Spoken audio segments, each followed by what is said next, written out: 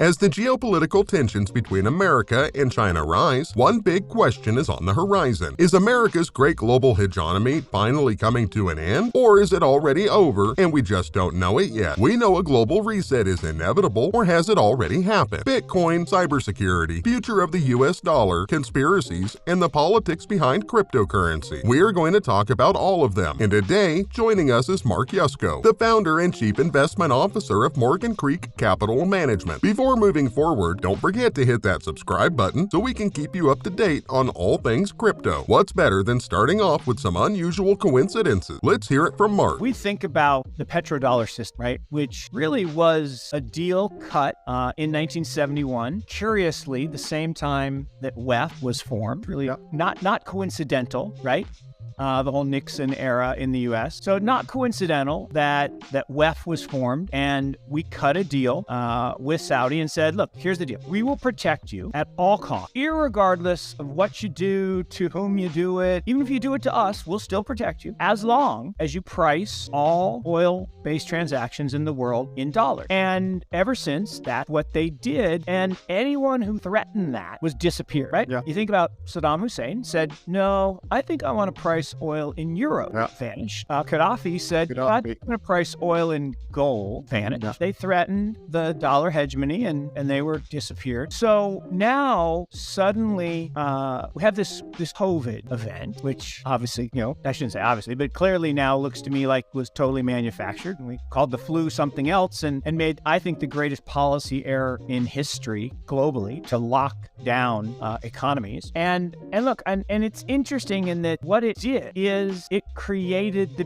beginnings of solidifying this two-axis world. And, look, whether it was WEF, whether it was China, doesn't really matter in the sense that China is the huge beneficiary here and Russia. And China and Russia basically came together on one side. The US and the West came together on the other side. The beginning of the petrodollar system and the founding of the World Economic Forum, which basically has a free hand in meddling in international affairs today, really do seem like a very strange coincidence indeed. And as Mark pointed out, you hear on the news all the time how bad and cruel Saddam Hussein and Muammar Gaddafi were, how oppressive and how evil their regimes were. However, you never hear the facts that both of them had one thing in common, that they both actively sought to end the hegemony of the US dollar by moving away from it. And curiously enough, both of them were branded and destined to doom for that. The next one is indeed the COVID event that led to the destructive lockdowns that crippled the world economy and created many supply shortages and shockwaves around the world. The decline of the GDPs in almost all the world economies increased unemployment and lowered the standards of living of many people around the world. However, the event benefited the global elite, as always, and although everyone is beginning to realize the plot by now, it's only too late, and as Mark pointed out, suspiciously looks totally manufactured. And the fact that the COVID benefited China more and shifted China and Russia to a more cooperative position in the stage of international politics only fastened the decline of the US hegemony. America emerged as the victor of the Cold War after the collapse of the Soviet Union in the 90s, winning the space race and the nuclear arms race. However, didn't guarantee that America would win the next Cold War it started with China over advanced digital technologies.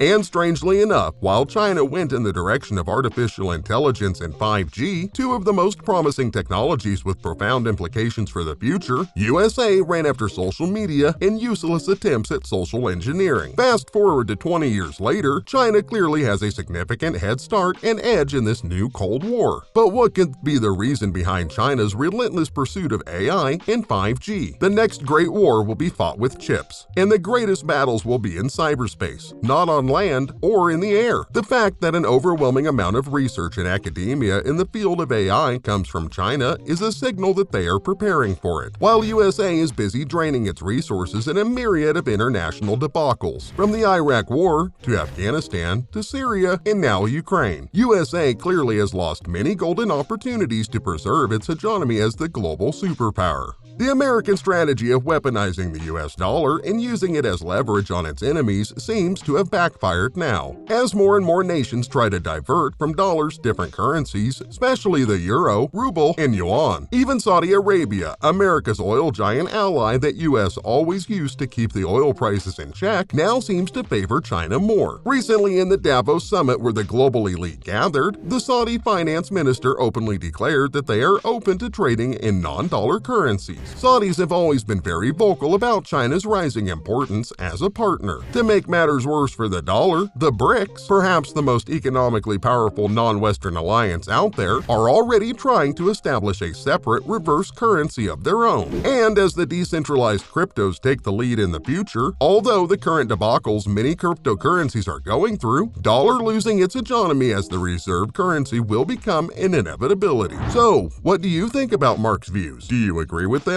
or have other thoughts? Let us know in the comments. Hit that subscribe button and stay tuned.